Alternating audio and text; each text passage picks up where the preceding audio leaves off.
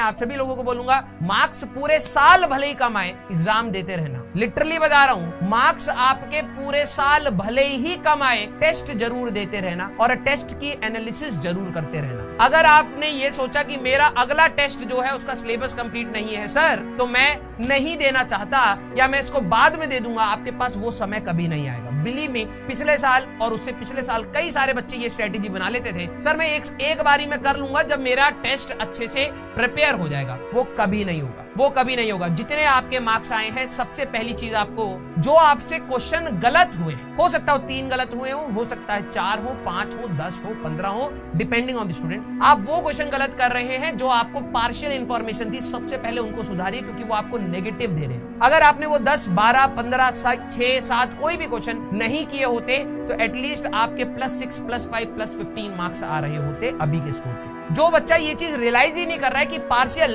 नहीं पढ़ना, मत पढ़ो, भले मत करो क्वेश्चन, लेकिन गलत इंफॉर्मेशन के साथ करके आप अपना नेगेटिव खा रहे हैं और जो चीज आपको आती थी, जितना स्कोर कर सकते थे, उससे भी नीचे जा रहे हैं। अब आप बस ये चीज एनालाइज कर लेना कि इतने ही नेगेटिव आपने खाए, नहीं किए होते तो कितना बेनिफिट होता। कुछ क्वेश्चंस आपको छोड़ने भी आने चाहिए, टेम्पटिंग क्वेश्चंस होते हैं, वो आपको लालच देंगे, आप कैलकुलेशन में घुस जाओगे, फिर कई बार कैलकुलेशन में इरिटेट हो जाओगे, आंसर गलत आ जाएगा। तो आपको ये प्रैक्टिस भी होनी चाहिए कि यार नहीं यार, मेरे को पार्शियल इंफॉर्मेशन है, पूरा कॉन्फिडेंट नहीं हूं, लेट इट बी, कोई नहीं। ये चीज अगर आप प्रैक्टिस नहीं करेंगे तो एग्जाम में आप छोड़ नहीं पाएंगे। कईयों को लगता है नहीं एग्जाम में जाके देख लेंगे, एग्जाम में नहीं छोड़ पाओगे भाई। जो त्याग करने की आदत होती है ना, धीरे धीरे डालनी पड़ेगी आपको ये क्वेश्चंस में, कि यार ये पार्शियल इंफॉर्मेशन है, मैंने नहीं पढ़ा था, ये मेरी गलती है, क्वेश्चन आ गया सामने, घर जाके इसको मैं रिवाइज करूंगा, इस पे और क्वेश्चन प्रैक्टिस करूंगा, फिर इस क्वेश्चन को भले ही एक बार ट्राई करूंगा, लेकिन एग्जाम में नहीं करना है। क्योंकि अगर आपने ये कंट्रोल नहीं कराना बेटा, तो एग्जाम में जाके जो एंग्जाइटी होती है, उसमें आप लालच में मार्क्स क्लिक और आपका जितना स्कोर आना था उससे भी नीचे चले जाओगे। मैं आप सभी लोगों को बोल रहा हूं, ये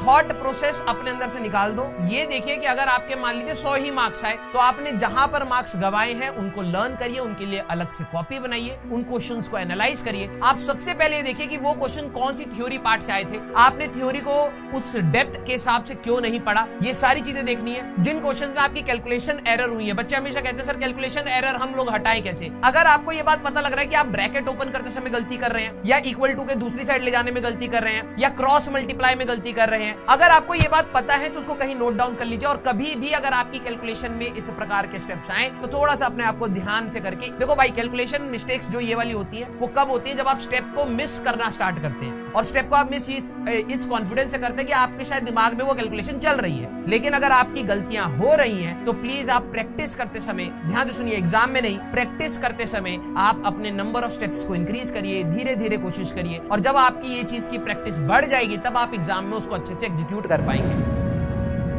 मैं पर्सनली ना ही इंस्टाग्राम पे हूँ, ना ही फेसबुक पे हूँ, ना ही टेलीग्राम पे हूँ, ना ही कहीं पर भी नहीं हूँ। उसका रीजन ही एक है भाई, अगर आप अपने लिए डिस्ट्रैक्शंस कम करेंगे, तभी आपके लिए